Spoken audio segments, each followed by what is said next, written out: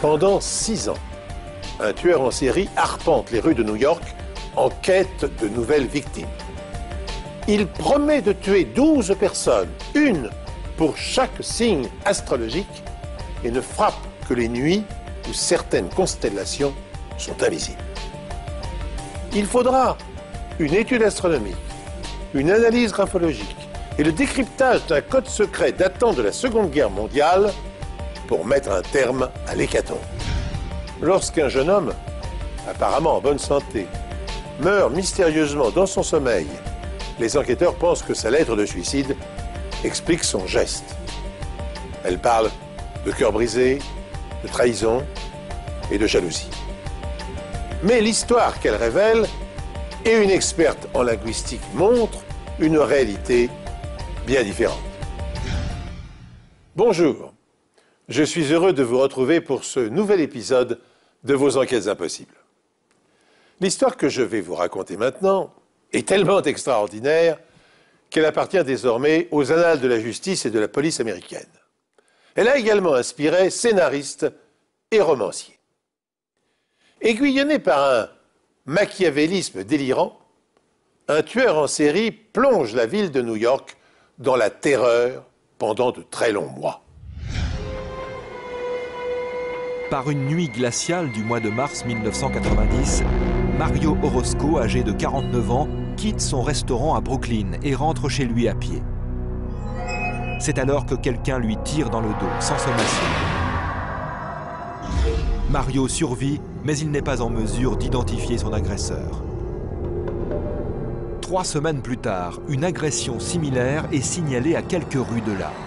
Herman Montenegro, ouvrier d'usine, rentre chez lui après une soirée bien arrosée lorsqu'il reçoit une balle dans le dos.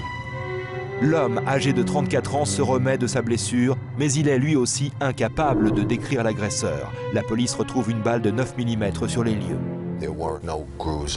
Il n'y avait pas de rayures sur la balle. Il s'agissait probablement d'un pistolet artisanal. 2 mois plus tard, non loin de là, dans le Queens, Joe Proce est sur le point d'ouvrir la porte de son appartement lorsqu'il est touché d'une balle de 9 mm provenant d'une arme artisanale. Il décède un peu plus tard à l'hôpital, à l'âge de 78 ans. Cette fois, le tueur laisse une note près du corps de la victime. Il y écrit qu'il a l'intention de tuer 12 personnes, une par signe du zodiaque. This is the zodiac. The 12 signs will die when the belts in heaven are seen. Le lendemain, la rédaction du journal Le New York Post reçoit une note au contenu similaire. C'était dément. Cette roue avec les signes du zodiaque avait quelque chose d'inhabituel. Généralement, il s'agit de gribouillage, sans queue ni tête, mais ce type-là était organisé. Ce dessin était surprenant. Le tueur se fait appeler le Zodiaque. Le Zodiaque revendique les 3 agressions et pense à tort avoir réussi à tuer ses 3 victimes. Il semble que le Zodiaque connaisse leur date de naissance et leur signe astrologique. Mario Orozco est Scorpion. Herman Montenegro, Gémeaux. Et Joe Proce était Taureau. Mais comment se fait-il que le Zodiaque connaisse le signe astrologique de ses victimes? Tout le monde a perdu la tête. La police de New York s'est lancée dans une gigantesque chasse à l'homme. C'était surréaliste, ça les rendait dingues. C'est alors que les enquêteurs s'aperçoivent que le Zodiaque est déjà entré en contact avec eux. Mais à l'époque, ils ne se doutaient de rien. 3 mois plus tôt, le Zodiaque a écrit une lettre au quartier général de la police, mais personne n'y a prêté attention. Les gens ont pris cela pour une blague, une lettre de fou, et quelqu'un l'a accrochée sur le tableau d'affichage. Personne ne l'a pris au sérieux. Cette lettre contient pourtant un indice supplémentaire. The zodiac will kill the 12 signs in the belt when the zodiacal light is seen. Orion is the one that can stop Zodiac and the 7 sisters. Un astrologue informe la police que les constellations d'Orion et des 7 sœurs des Pléiades n'étaient pas visibles au moment des agressions. La lettre du Zodiaque indique qu'il ne frappera pas les nuits où Orion et les 7 sœurs apparaîtront dans le ciel. Tous les journaux parlaient de ce type qui se faisait appeler le Zodiaque. Cela prenait des proportions énormes. Cela faisait des années que New York n'avait pas été confronté à une telle affaire. Cette affaire en rappelle une autre. 25 ans plus tôt à San Francisco, un tueur, se faisant appeler lui aussi le Zodiaque, avait assassiné 6 personnes. Il aurait été par ailleurs responsable de 37 à 200 autres crimes non élucidés. Adressant des lettres de provocation et des cryptogrammes au service de police, il ne fut jamais appréhendé.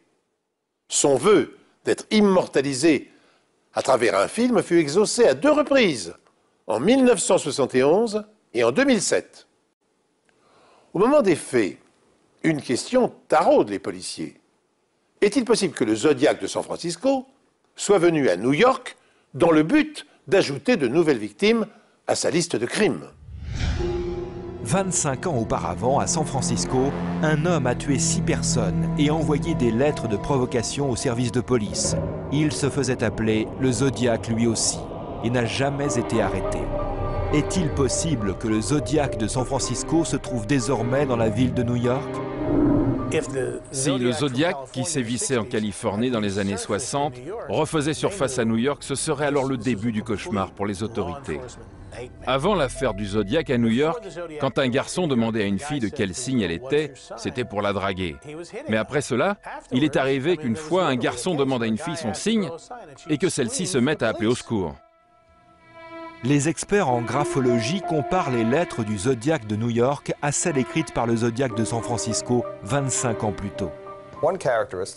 L'écriture de cet homme se distingue par des traits horizontaux inclinés vers le bas. La barre de ses T tend à pencher vers le bas, tout comme celle de ses F minuscules. Le rapport des graphologues établit que le Zodiaque de San Francisco et celui de New York sont 2 hommes différents. Les enquêteurs comprennent alors qu'ils ont affaire à un copieur expérimenté. Les agressions ont lieu à 21 et 63 jours d'intervalle, ce qui correspond à un cycle de 3 semaines. De plus, les constellations d'Orion et des 7 sœurs des Pléiades n'étaient pas visibles ces nuits-là.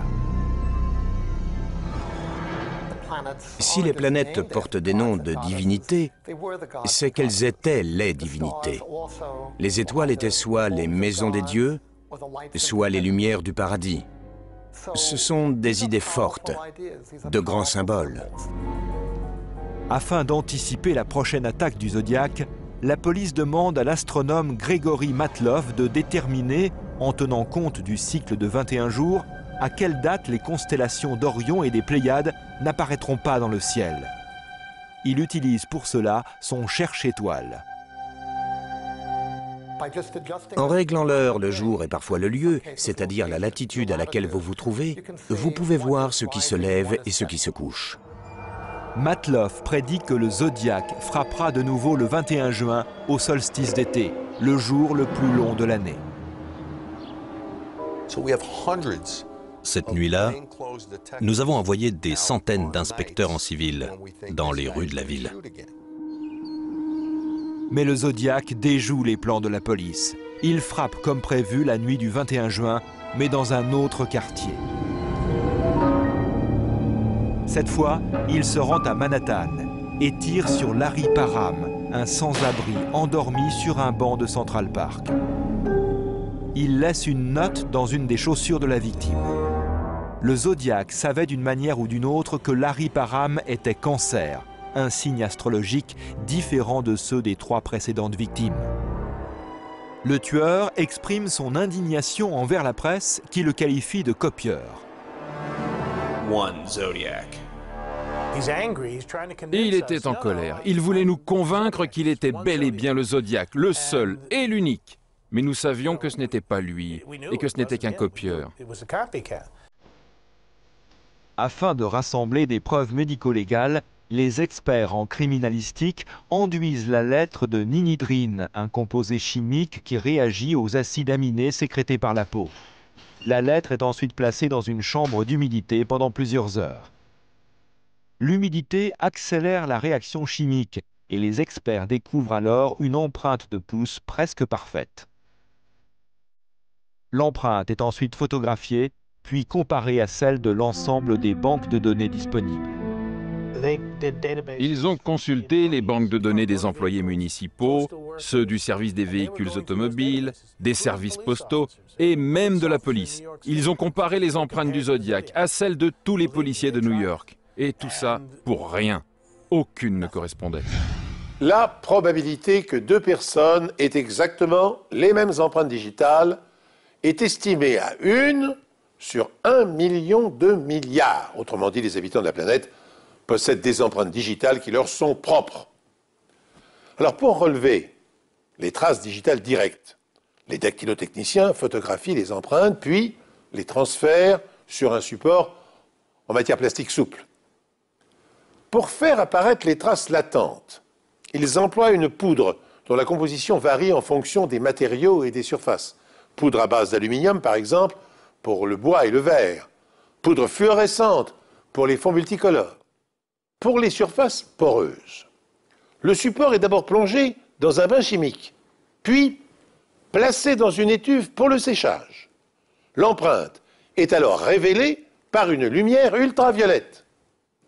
On utilise aussi des techniques de fumigation et de métallisation sous vide pour les empreintes les plus ténues. Les systèmes informatisés utilisés de nos jours numérisent les empreintes relevées sur les lieux des crimes et la base de données du FBI peut effectuer 40 000 recherches par jour. Mais dans notre affaire, cette technique sophistiquée ne permet pas pour autant à la police d'identifier le Zodiac.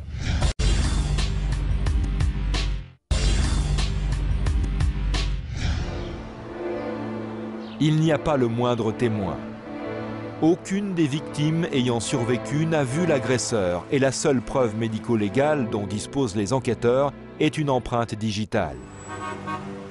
Le Zodiac a tué un homme et en a blessé 3 autres dans les rues de New York et pour une raison inconnue, il ne frappe que les nuits où les constellations d'Orion et des 7 sœurs des Pléiades ne sont pas visibles. Un autre détail laisse perplexe. Le tueur semble connaître la date de naissance de ses 4 victimes. Enfin, ces lettres indiquent clairement qu'il suit le déroulement de l'enquête par l'intermédiaire de la presse. J'ai publié un article disant que la police détenait ses empreintes digitales. D'après moi, dès qu'il a compris son erreur, il a décidé de plier bagage parce qu'il savait que si jamais la police parvenait à l'identifier grâce à cela, alors il était cuit. Et pendant 2 ans, le Zodiac cesse de faire parler de lui. Mais en 1994, le Zodiac refait surface avec une lettre annonçant son retour. Le Zodiac prétend avoir poignardé Patricia Fonti, âgée de 39 ans, dans Highland Park. Patricia était lion. Il revendique aussi le meurtre de Joseph Diaconé, tué par balle à l'âge de 40 ans, alors que celui-ci marchait près de ce passage autoroutier souterrain. Joseph était vierge. La balle a traversé son corps, sectionnant au passage l'artère carotide. Il a dû se vider de son sang en quelques minutes. La prochaine victime sur la liste est un homme du nom de James Weber, âgé de 40 ans et agressé dans le même secteur. James est balance et par chance, il a survécu à l'agression. D'après Weber, il est arrivé par derrière et lui a tiré dessus par surprise, puis s'est enfui en riant. Après avoir été touché au fessier, Weber dit qu'il a entendu son agresseur rire en s'enfuyant vers le cimetière. Chacun s'étonne de constater que toutes les victimes ont un signe astrologique différent. Mais la série du Zodiac s'achève avec la 8e victime. Diane Ballard, âgée de 40 ans, survit non seulement à l'agression, mais il s'avère aussi qu'elle est taureau, le même signe que celui de la 3e victime. Le Zodiac affirme également avoir abattu un homme dans Highland Park, mais la police n'a aucune preuve de ce qu'il avance. Il terminait toutes ses lettres en précisant pas de rayures. Car en fait, ces rayures sont des éléments caractéristiques qui servent de point de comparaison dans la plupart des analyses balistiques. Bien qu'il ne cesse de narguer la police en affirmant que personne ne pourra l'arrêter, le Zodiac commet une erreur en envoyant cette lettre. En léchant le rabat de l'enveloppe, il a laissé assez de salive pour permettre au médecin légiste de procéder à une analyse ADN. La police dispose désormais du profil génétique du coupable. La lettre contient un indice supplémentaire. Je savais que c'était un code. Il y avait 9 tours, une par victime. J'ai recopié tous les symboles. Il y en avait 23, je crois, comme pour un alphabet. Ensuite, j'ai fait ce qu'on appelle un compte de fréquence, qui consiste à dénombrer les occurrences de chaque caractère, parce que la lettre E, par exemple, est la lettre de l'alphabet la plus souvent utilisée. Le beau-père de Kerian Crowley était cryptographe pendant la Deuxième Guerre mondiale. Ensemble, les deux hommes découvrent que l'alphabet utilisé par le Zodiac est basé sur un système de drapeaux et de bannières maritimes internationaux. Dès lors, ils sont capables de déchiffrer le message du meurtrier. Ça disait « C'est le Zodiac qui vous parle, je suis aux commandes. Tenez-vous prêts pour la suite. Sincères salutations. » Sous le nom de Mariyat, le premier code international des signaux utilisés dans la marine a été mis au point et perfectionné tout au long du XIXe siècle. Ne figuraient alors que des chiffres. Un autre code beaucoup plus élaboré, comprenant des chiffres et des lettres, entra en vigueur en 1934. C'est le code actuel. Il comprend 26 pavillons de A à Z, 10 flammes et 3 guidons triangulaires pour les répétitions. Cela fait 6 ans que le tueur du Zodiac arpente anonymement les rues sombres et désertes de New York. Le capitaine Joseph Herbert fait partie de la cellule d'enquête spéciale consacrée au Zodiac et il est convaincu que tôt ou tard, les preuves médico-légales permettront de le démasquer. Cette affaire est un modèle en termes de sciences médico-légales. En tant que membre de la cellule d'enquête, je savais que nous avions relevé 2 empreintes digitales partielles sur les notes laissées après les premières agressions. Les balles extraites des corps des victimes ne portaient pas de rayures comme celles que l'on trouve sur les balles traditionnelles, mais elles portaient quand même des marques pouvant servir à une expertise balistique. Enfin, nous avions aussi prélevé un échantillon ADN sur l'une de ces lettres. Les policiers continuent leurs recherches et par une froide et triste journée de mars 1996, la chance finit par leur sourire.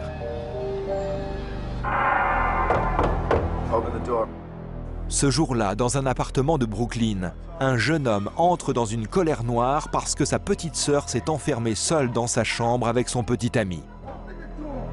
Il ordonne à ce dernier de partir, mais voyant qu'il refuse de lui obéir, il tire un coup de carabine à travers la porte. La jeune femme sort de la chambre pour s'expliquer avec son frère, mais celui-ci s'empare de sa carabine et lui tire dans les fesses. Lorsqu'ils arrivent sur les lieux, les policiers apprennent que le jeune homme retient le petit ami de sa sœur en otage. Le capitaine Herbert est désigné comme négociateur.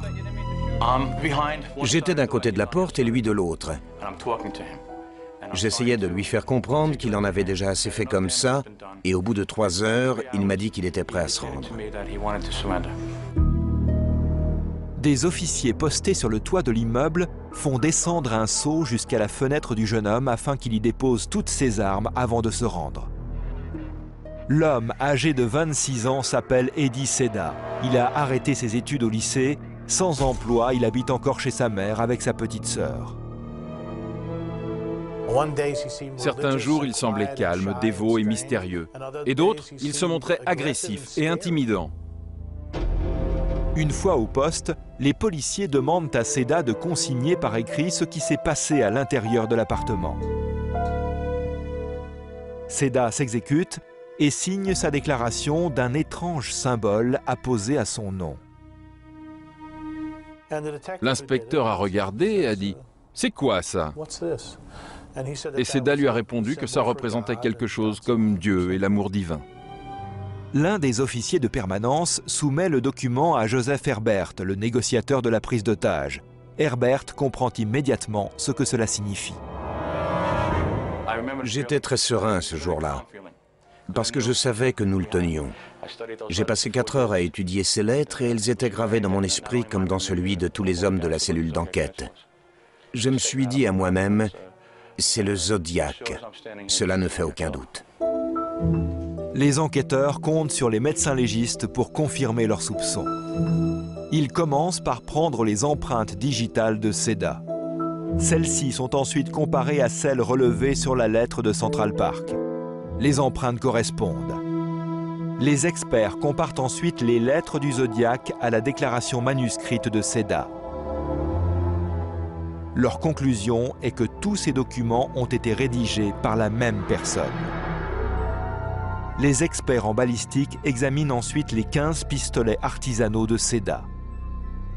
Dans ces lettres, le Zodiac affirmait que la police ne pourrait jamais l'identifier parce que le canon de ces armes ne comportait pas les rayures servant habituellement aux expertises balistiques.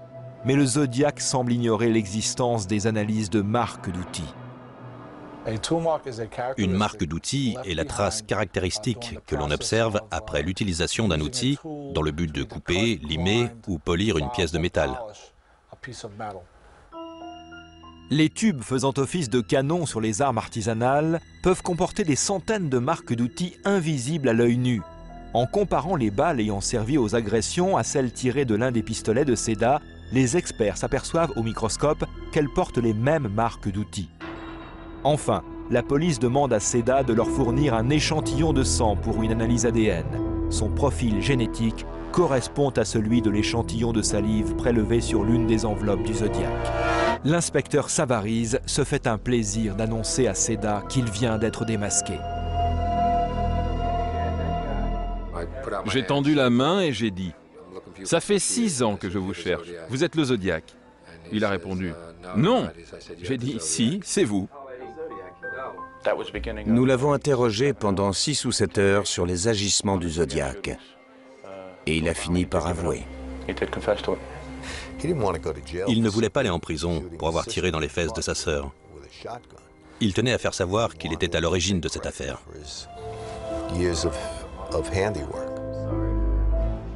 Dans l'une de ses lettres, le Zodiac déclarait que seuls Orion et les Pléiades pourraient mettre fin à ses agissements. L'ironie du sort a voulu que le jour où il a tiré sur sa sœur, Orion et les Pléiades étaient là, cachés par les nuages de cette journée hivernale. Eddie est inculpé pour l'agression de 6 personnes et le meurtre de 3 autres. Le nombre de preuves médico-légales à charge est tel que l'accusation se demande comment soutenir l'intérêt du jury. Nous nous demandions si ces preuves médico-légales attireraient l'attention du public et du jury. Alors nous avons pris une semaine entière pour toutes les passer en revue et nous l'avons appelée la semaine médico-légale. Finalement, nous avons été surpris de voir que les jurés étaient suspendus à nos lèvres. Un matin, j'étais en train de passer au crible tous les pistolets ou les couteaux et tout à coup, je me suis dit « Mais qu'est-ce que je vais bien pouvoir faire de tout ça ?» Après la balistique, il y a les empreintes. Après les empreintes, la graphologie. Après la graphologie, une déclaration. Et après ça, une autre déclaration. C'était comme si l'esprit de la médecine légale venait prendre sa revanche sur Eddie.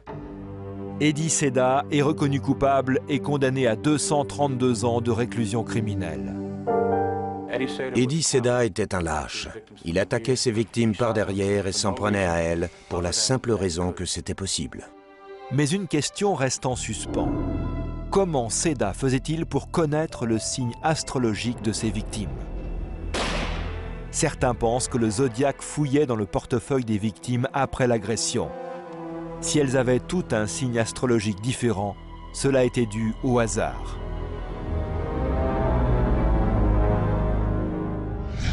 Eddie Seda, dangereux psychopathe et esprit fragile, cherchait à imiter le Zodiac de San Francisco, que la police n'était jamais parvenue à identifier et à arrêter. D'autres tueurs en série, non moins redoutables, ont imaginé d'associer leur meurtre à des mises en scène macabres faisant référence à des jeux. Ainsi, on se souvient peut-être d'Alexandre Pichouchkine, surnommé le tueur de l'échiquier.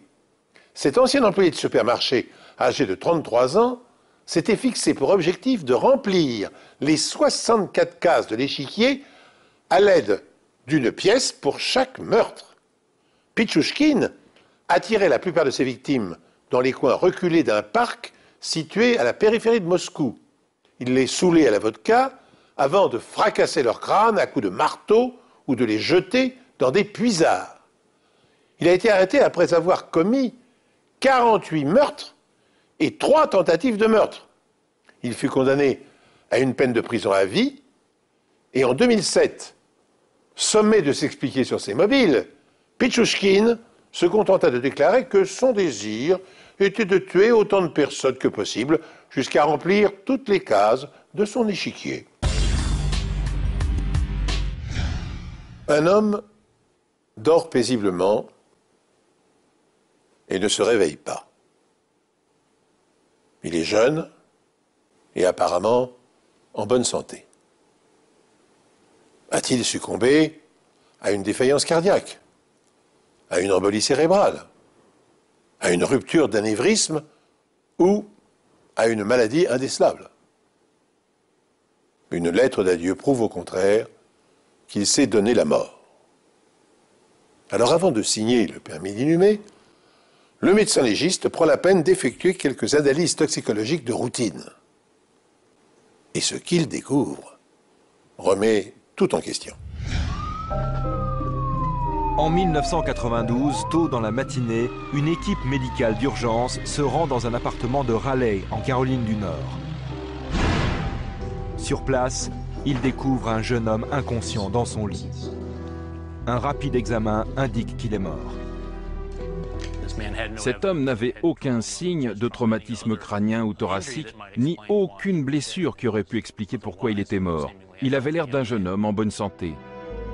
La victime, Michael Hunter, était un jeune diplômé de 23 ans, ayant une brillante carrière de programmateur informatique.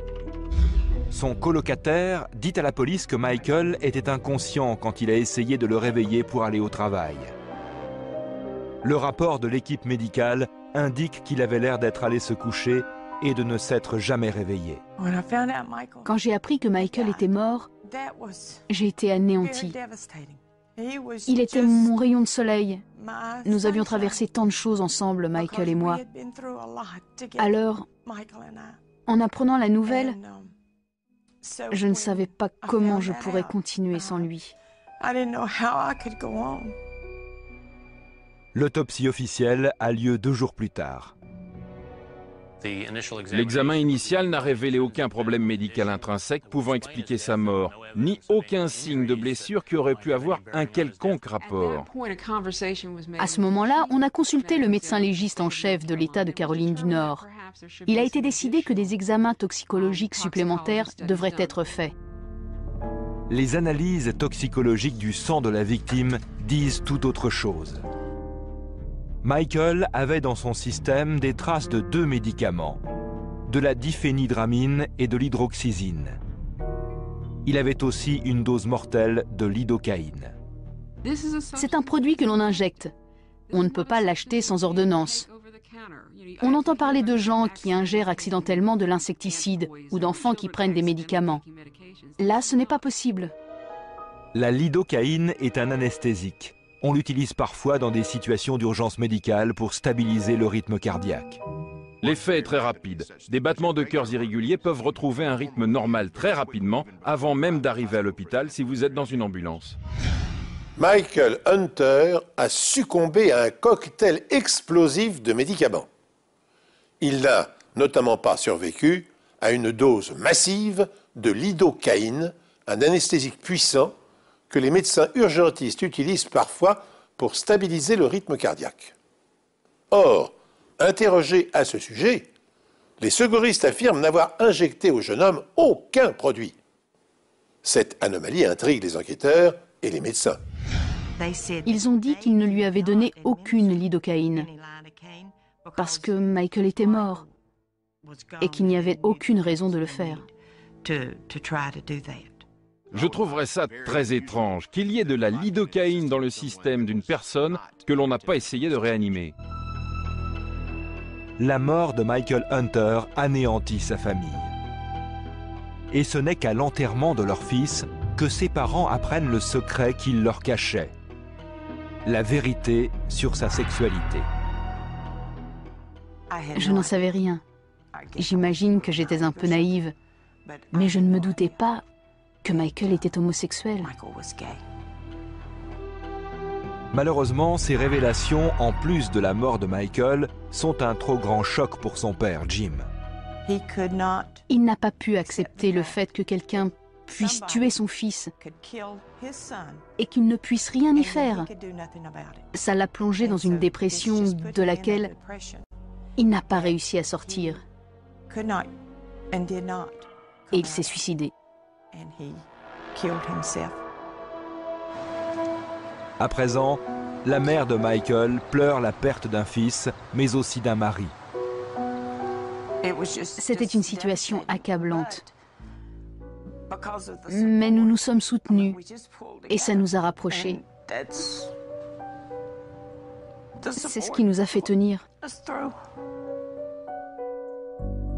Michael avait 2 colocataires, Gary Walston, un architecte paysagiste, et Joseph Manino, 26 ans.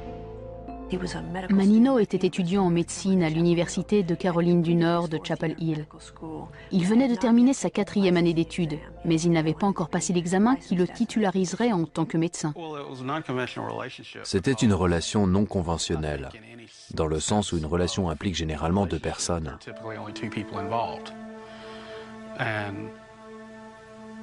Le fait qu'une 3e personne soit impliquée a amené une dynamique très différente et dans un sens très excitante.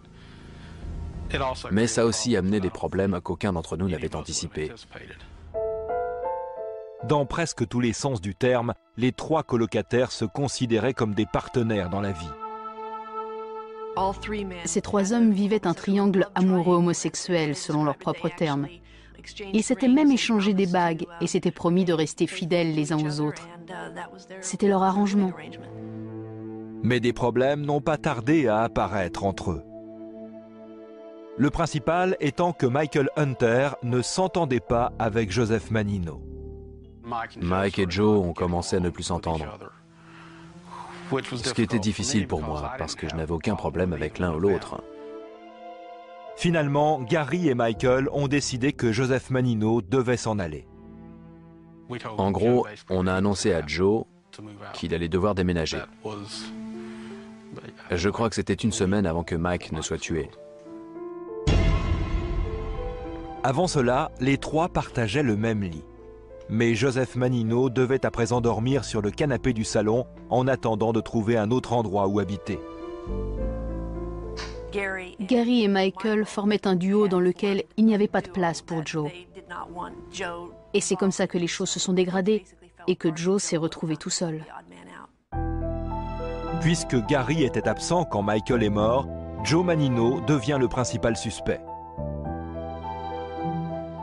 En tant qu'étudiant en médecine, Manino pouvait avoir facilement accès à la lidocaïne et savait certainement comment faire une injection. Les enquêteurs s'interrogent. La rupture du triangle amoureux serait-elle à l'origine du décès de Michael Hunter? À moins que les préférences sexuelles du jeune homme n'aient provoqué la haine d'un homophobe. En 2009, aux États-Unis, la Chambre des représentants a adopté une mesure pour étendre le statut de crime de haine aux violences contre les homosexuels.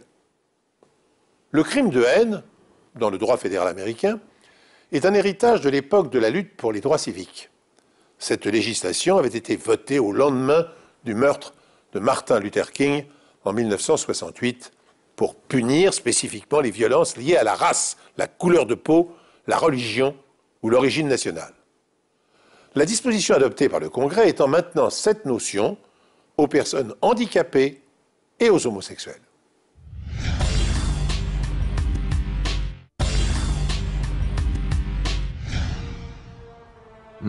Personne ne sait ce qui est arrivé dans l'appartement cette nuit-là, à part Joe Manino et Michael Hunter.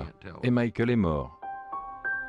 Interrogé par la police, Joe Manino révèle une information inattendue. Il reconnaît que la nuit où Michael est mort, il lui a fait une injection d'antihistaminique pour soigner sa migraine. Les antihistaminiques sont un traitement reconnu mais peu courant des migraines. Il s'agit bien des substances détectées dans l'examen toxicologique. Il a dit « Je lui ai fait une piqûre pour le relaxer, mais c'est tout. » Je lui ai demandé « Lui avez-vous injecté de la lidocaïne ?» Il a répondu non. Peut-être qu'il avait une migraine, je n'en sais rien. Et Joe lui a donné quelque chose pour qu'il dorme plus paisiblement. Qu'un étudiant en médecine administre des médicaments sans la présence d'un médecin titulaire est une violation de l'éthique médicale ainsi que de la loi de Caroline du Nord. Cet aveu met immédiatement la carrière de Manino en péril. Il allait complètement ruiner tous ses efforts pour être médecin. Il ne serait jamais titularisé. Les enquêteurs découvrent une autre preuve possible. Une lettre sauvegardée sur une disquette parmi les affaires de Michael Hunter. J'ai commencé à la lire et on pourrait la décrire comme le brouillon d'une lettre de suicide. La lettre, que l'on suppose écrite par Michael avant sa mort, explique qu'il pense être séropositif et qu'il va mettre fin à ses jours. Les enquêteurs veulent s'assurer que c'est bien Michael qui a écrit la lettre et se tournent vers le docteur Carol Chasky, une experte dans le domaine de la linguistique médico-légale. J'avais là un document purement électronique. C'était un simple fichier informatique laissé sur une disquette. Ça n'avait rien de matériel. J'entends par là qu'il n'y avait ni encre, ni écriture, ni papier. Dans un sens, c'était presque du langage pur. La linguistique n'est pas tant l'étude de ce que les gens disent, mais de comment ils le disent. La façon dont les gens combinent les mots pour faire des syntagmes et des phrases s'appelle la syntaxe. Je pense que ce qui caractérise l'utilisation du langage, c'est l'agencement des syntagmes simples et complexes qu'une personne va utiliser par rapport à un agencement simple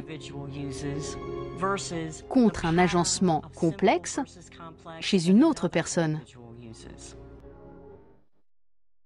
On donne au Dr Chasky des échantillons connus de l'écriture de Michael Hunter afin qu'elle les compare avec la lettre de suicide.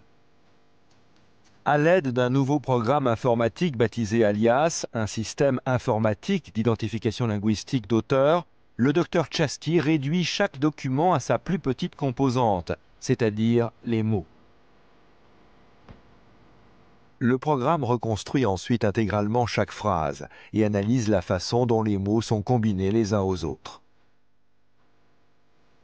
Dans le document, nous pouvons comparer à quelle fréquence apparaissent les syntagmes simples et les syntagmes complexes de chaque catégorie, nom, verbe, adjectif, et ainsi de suite.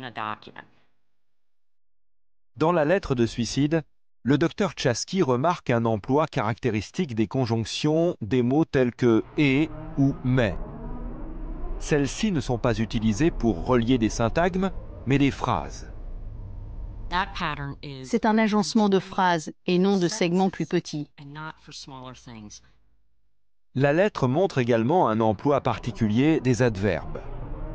Au lieu d'employer simplement un adverbe, l'auteur a la manie d'en combiner plusieurs. Cette particularité ne se retrouve pas dans les échantillons d'écriture de Michael. Par conséquent, au vu des résultats de l'analyse, j'en conclus que Michael Hunter n'est pas du tout l'auteur de cette lettre de suicide. Elle examine ensuite des échantillons connus de l'écriture de Joe Manino. Dans la lettre de suicide, on remarque un plus grand nombre d'adverbes complexes que de simples. Et c'est la caractéristique que l'on retrouve dans l'écriture de Joseph Manino, beaucoup d'adverbes complexes. La lettre de suicide n'a pas été écrite par Michael Hunter, mais a certainement été écrite par Joseph Manino. Je pense que la famille pouvait conclure que non seulement la lettre de suicide était fausse et trafiquée, mais que les affirmations qu'elle contenait étaient sans fondement. Les parents de Michael n'ont jamais cru que leur fils s'était suicidé. Je savais que Michael n'avait pas écrit cette lettre. Je savais qu'il ne s'était pas suicidé.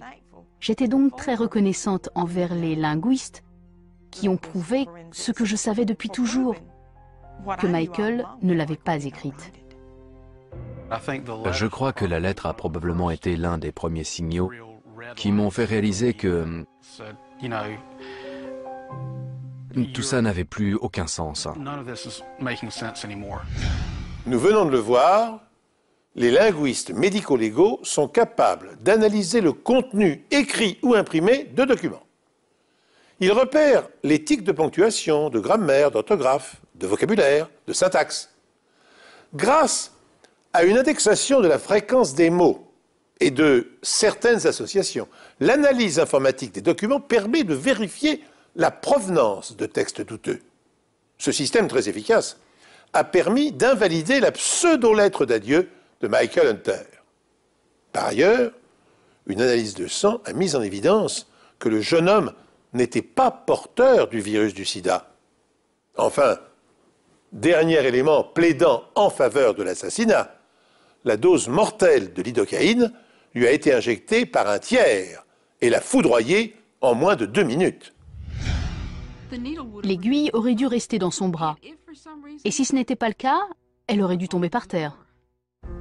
Aucune seringue n'a jamais été retrouvée dans la chambre de Michael. En apprenant les résultats de l'analyse linguistique, Joe Manino modifie son histoire. Il reconnaît avoir écrit la lettre de suicide. Il ajoute que Michael se plaignait d'une migraine la veille de sa mort et qu'il lui a donc fait une injection de lidocaïne pour atténuer la douleur. Il affirme que la surdose n'est qu'un accident.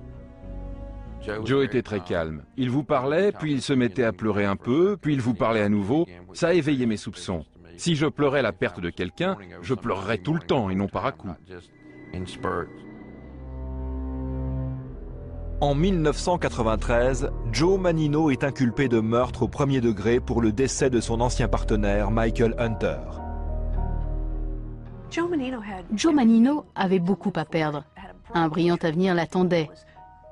Il était à quelques semaines d'obtenir son diplôme de médecine à l'Université de Caroline du Nord.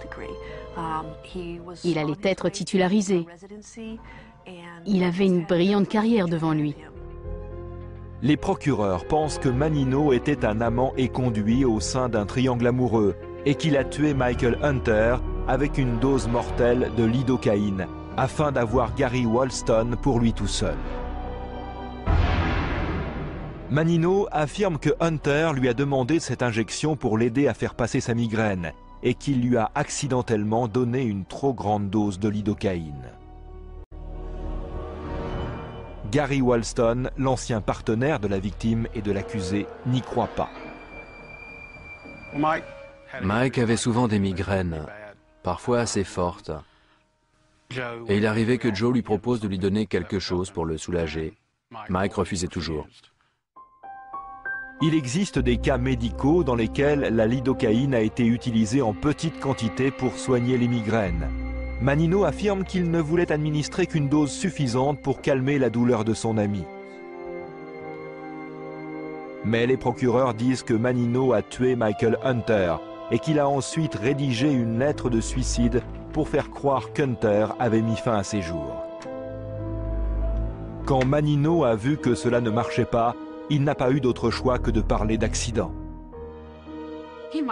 Il était peut-être intelligent en ce qui concernait les études, mais les gens qui commettent des crimes, surtout comme ça, ne voient pas très loin. Les procureurs affirment que la mort d'Hunter est en fait un meurtre prémédité et que Joe Manino l'avait planifié depuis des semaines.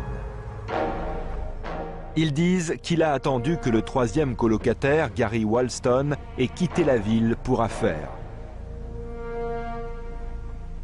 Puis, une fois Michael Hunter endormi, il s'est glissé dans sa chambre et lui a injecté un cocktail mortel d'antihistaminique et de lidocaïne.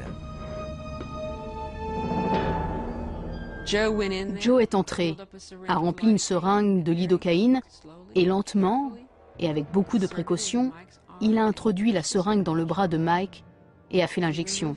Puis il a retiré la seringue et avant même qu'il ne quitte la chambre, Mike était mort. Naturellement, Les enquêteurs demandent si Michael aurait pu sentir la piqûre en dormant. Il est tout à fait concevable qu'une personne bien entraînée puisse placer l'aiguille sans vous réveiller et vous administrer le médicament. Et vous ne vous réveillerez plus jamais. Mais Joe Mannino était-il capable de commettre un meurtre? J'ai eu beaucoup de peine à croire qu'il ait pu faire quelque chose comme ça. Mais les faits étaient indéniables. Je veux dire, Mike était mort. Il était avec lui. Il était le seul présent avec lui. Il était le seul à avoir les moyens de le faire. Tous ces faits le pointaient du doigt et je ne pouvais pas l'ignorer. Après 3 semaines de procès, Joseph Mannino est reconnu coupable d'homicide involontaire. Il est condamné à 7 ans de prison et ne pourra plus jamais exercer la médecine. Certains des jurés pensent qu'il est possible que Michael Hunter ait accepté l'injection de lidocaïne. La question sur laquelle le jury a débattu était « Mike était-il d'accord ou non ?» Joe dit qu'il était d'accord. Tous les amis de Mike disent que non et qu'il n'aurait jamais dit oui. Mais bien sûr, Mike ne pouvait pas nous le dire. J'ai été un peu surpris, un peu en colère, en fait très en colère. Parce qu'en fait, cet acte a détruit une partie de la vie d'énormément de gens.